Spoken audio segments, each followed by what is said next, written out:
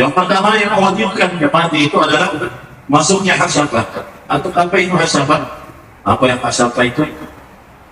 Ujung daripada kemaluan laki-laki. Hasabah kepalanya masuk ke dalam rajin itu mewajibkan mandi walaupun tidak keluar mandi. Walaupun tidak keluar mandi baru masuk ke dalam tadi tidak sempat keluar tetap boleh mandi. Tetap boleh mandi. Kalau dipegang obatnya keluar nanti. Hukumnya cairan mani itu hukumnya suci ya, suci. Air mani itu suci.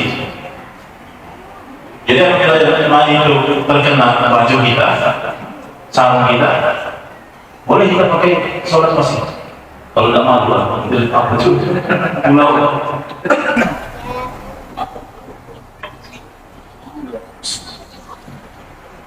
Assalamualaikum warahmatullahi wabarakatuh. Alhamdulillah rabbil alamin. Wa bihi nasta'in ala umuri dunya waddin.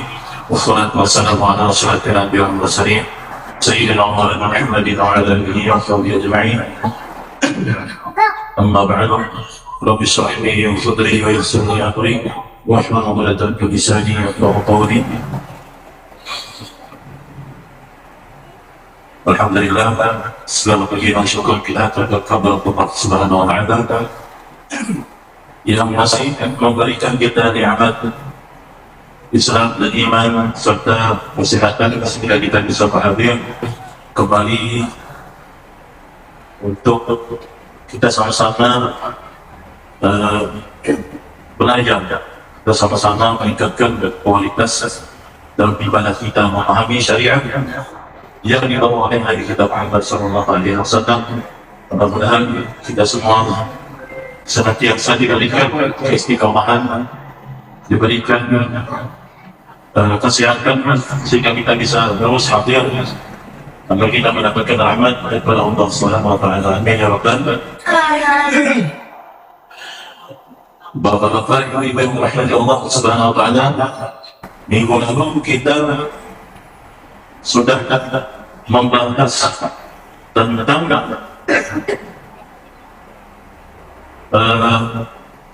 ayat yang boleh digunakan untuk bersuci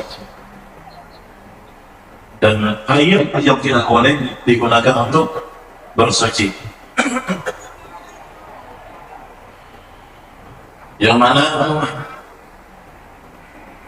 ayat itu kemarin terbagi dua, yaitu ma'ul qalil, ayat yang sedikit atau kurang daripada 2 bulan.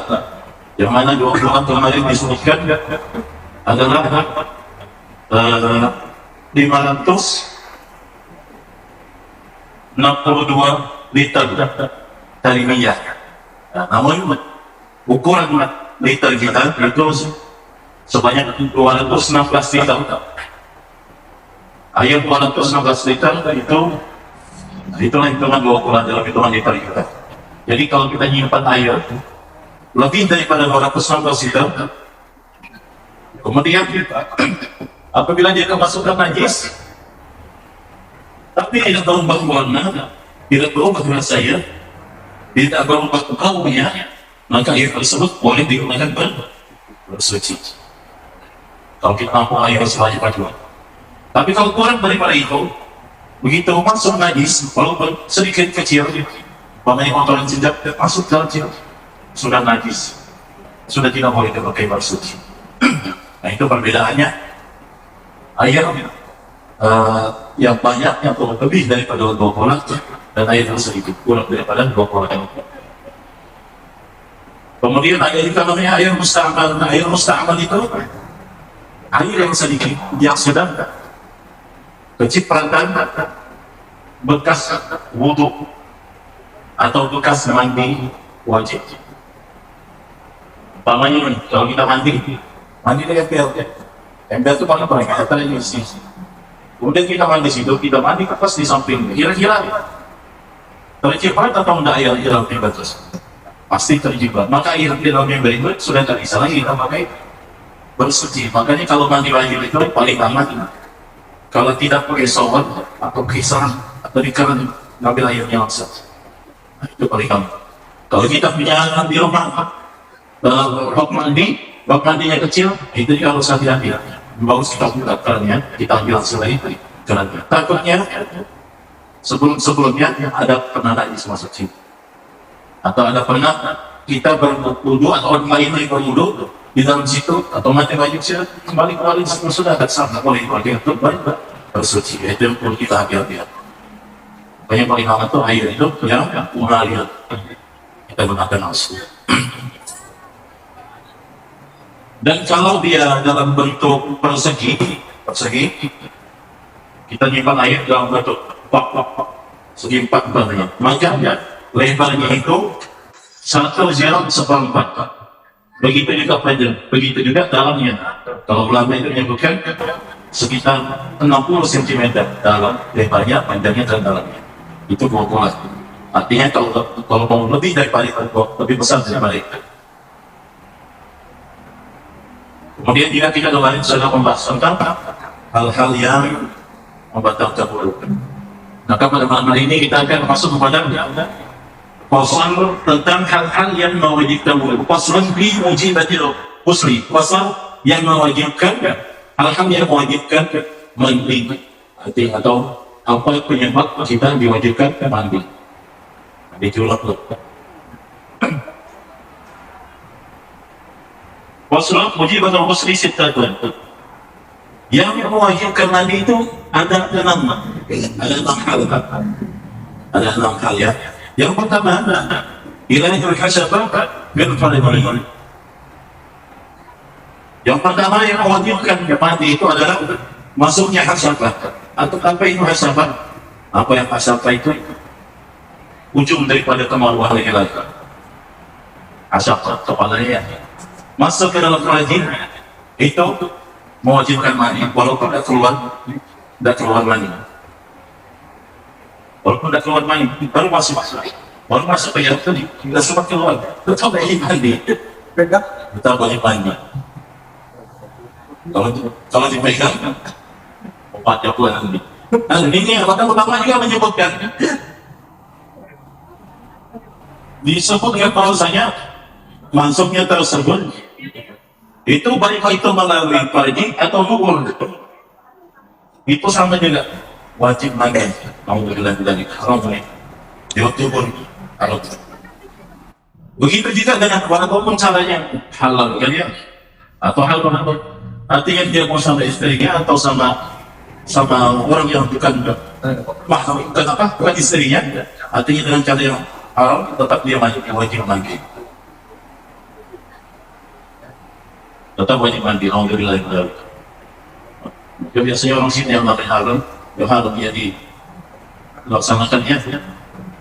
Jadi hal seperti ini mungkin dia merhatikan mau mandi apa. Baik itu masuknya tadi kepada manusia ataupun hewan sampai yang mengatakan pernah hanya diambil berita sapi, mungkin dilihatnya kalau bocah. Halnya sapi, biar tahunya tetap dia wajib mandi. Begitu juga maupun kepada perempuan ataupun laki-laki alias LGBT, tetap dia wajib mandi. Alhamdulillah, semoga kita dijauhkan daripada LGBT. Suatu fitnah akhir zaman. Jadi walaupun dia tidak keluar mandi, begitu masuk hasabah tadi, itu sudah mewajibkan seseorang untuk mandi wajib. Kira-kira paham ya? Selanjutnya adalah khurujul mani. Keluarnya mandi, itu juga mewajibkan kita mandi. Ketika seorang keluar mandi, maka dia otomatis wajib dia mandi. Baik itu keluarnya disengaja atau tidak. Disengaja, Pak, kalau disengaja sama istrinya. Nah, pergi sini. Itu caranya. Kalau tidak disengaja, ya itu lewat mungkin mimpi. bermimpi keluar mani.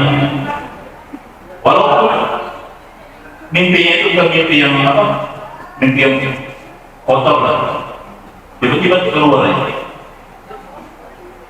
Intinya kalau sudah keluar maka wajib namanya mandi.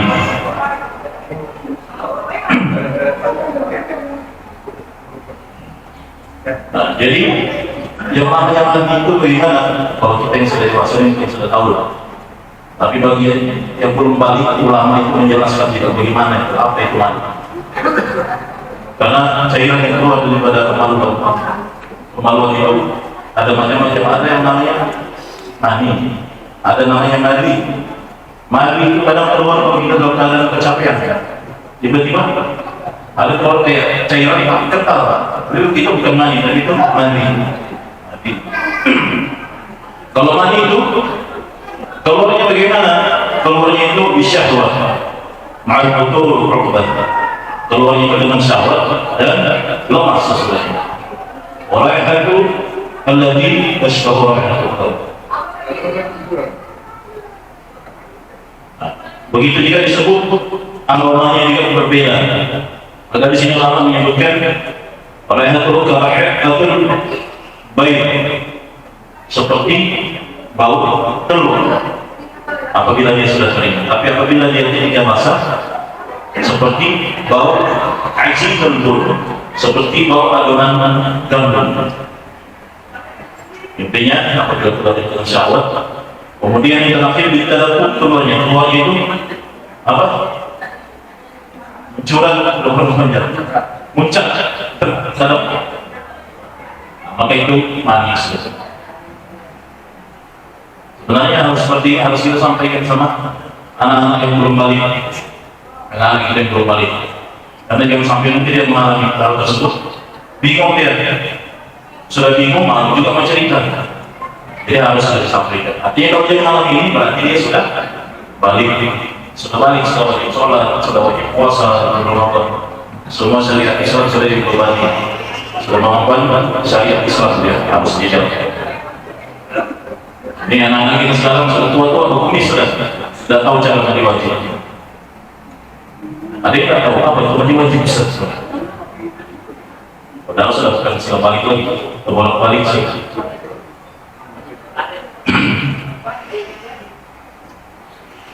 Nah, kemudian di sini ada disebutkan wahum menangin al-tahara al-alimi sifatin kana waludaman abidun khalis. Hukumnya cairan mani itu hukumnya suci ya, wajib suci. Air mani itu suci.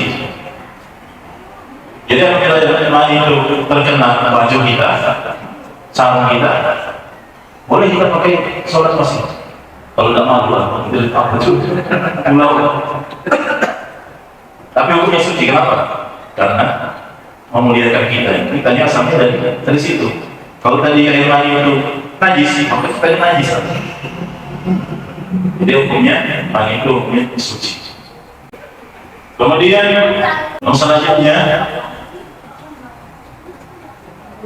di sini juga disebutkan mani yang keluar itu, yang mewajibkan mani itu adalah mani kita sendiri. Jadi umpamanya istri keluar badan, yang keluar kembali itu punya bapaknya. Keluar kembali, umumnya dia sudah mandi, ada lagi keluar. Nah, itu tidak mewajibkan dia mandi. Tak perlu lagi dia mandi. Paham ya? Sudah kawin paham, belum kawin nanti paham sendiri. Intinya yang keluar itu mandi sendiri.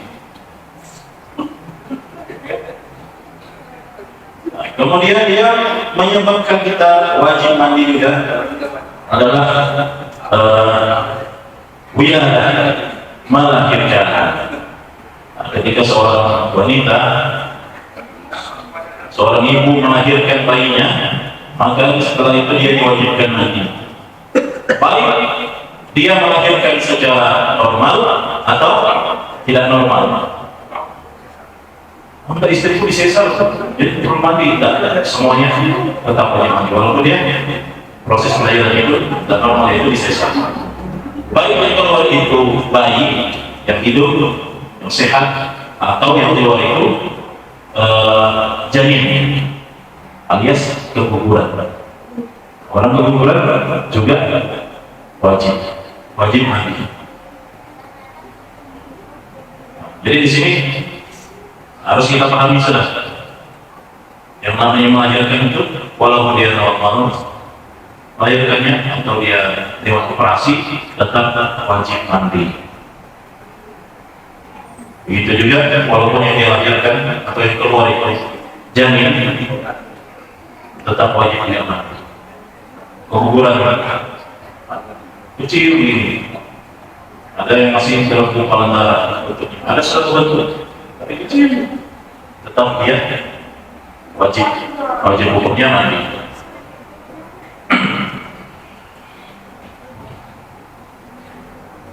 Nah, kemudian yang selanjutnya melanjutkan mandi, ini khusus pada perempuan, yaitu nifas. Nah, nifas itu adalah keluarnya darah setelah proses melahirkan. Ya, setelah seorang ibu melahirkan, maka biasanya masih ada darah yang keluar, yaitu namanya nifas. Dan harus ini setelah melahirkan sempurna, ya, betul-betul selesai melahirkan.